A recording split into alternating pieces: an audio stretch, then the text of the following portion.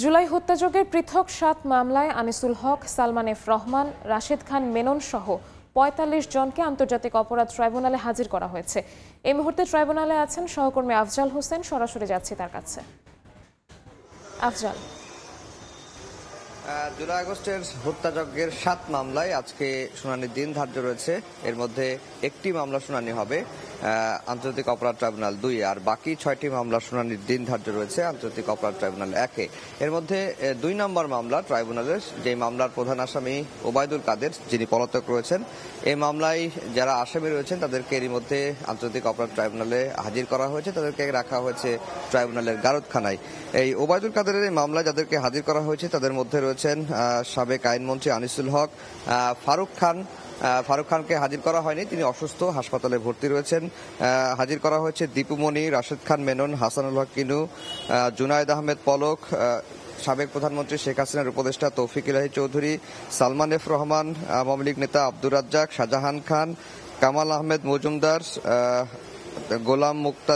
গোলাম দস্তগীর গাজী, তারপরে হচ্ছে সাবেক বিচারপতি শামসুদ্দিন চৌধুরী মানিক এবং সাবেক সচিব ছিলেন জাহাঙ্গীর আলম, তাকেও হাজির করা হয়েছে। একই সঙ্গে আমির হোসেন আমুকে হাজির করা হয়েছে, অ্যাডভোকেট কামরুল ইসলামকে হাজির করা হয়েছে।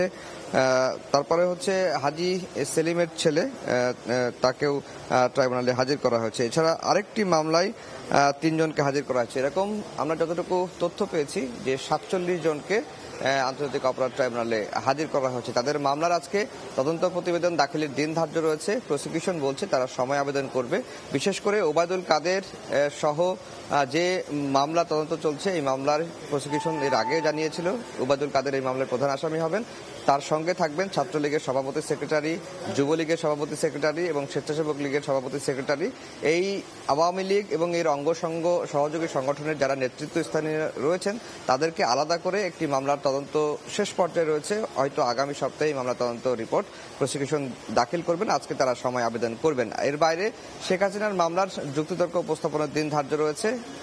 প্রসিকিউশনের তরফ থেকে বলা হচ্ছে যে আজকেই তারা আশা করছেন বা তারা ধারণা করছেন যে আজকে তাদের পক্ষ থেকে যে যুক্তিতর্ক উপস্থাপন সেটি শেষ হবে। আর প্রসিকিউশনের যুক্তিতর্ক উপস্থাপন শেষ হলে এরপরে স্টেট ডিফেন্স শেখ হাসিনা এবং আসাদুজ্জামান খান কামালের পক্ষে যিনি নিয়োগপ্রাপ্ত, তিনি যুক্তিতর্ক উপস্থাপন শুরু করবেন। এরপরে পাল্টা যুক্তিতর্ক হবে। এরপরে এই মামলাটি রায়ের দিকে এগিয়ে যাবে। তো এই ছিল আন্তর্জাতিক অপরাধ ট্রাইব্যুনাল থেকে আমার কাছে সবশেষ খবর। আন্তর্জাতিক অপরাধ ট্রাইব্যুনাল থেকে সরাসরি যুক্ত হয়েছিলেন সহকর্মী আফজাল হোসেন।